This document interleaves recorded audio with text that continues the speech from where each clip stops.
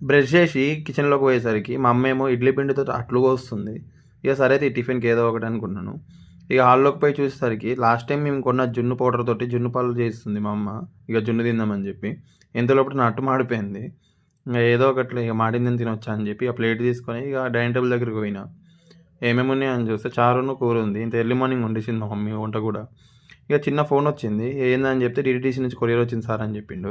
సరే అని చెప్పి బండేసుకొని సక్కగా మా పాతింటి దగ్గరికెళ్ళిపోయినా. ఆడికి పోయేసరికి డీటీడీసీ నుంచి కొరియర్ వచ్చింది సార్ తీసుకోండి సార్ అని చెప్పిండు. ఇక ఆడ తీసుకొని మన సిగ్నేచర్ ఒకటి తీసేసి ఇక కొరియర్ తీసుకొని వచ్చేసిన.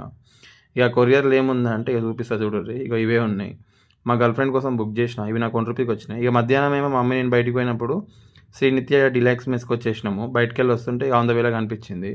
ఇక్కడ హైలైట్ ఏందంటే రూ. 150కి అన్‌లిమిటెడ్ అంట. సెల్ఫ్ సర్వీస్ చేసుకోవాలి ఎవరుండదు. ఇది ప్యూర్ వెజ్ బఫెట్ ఇది.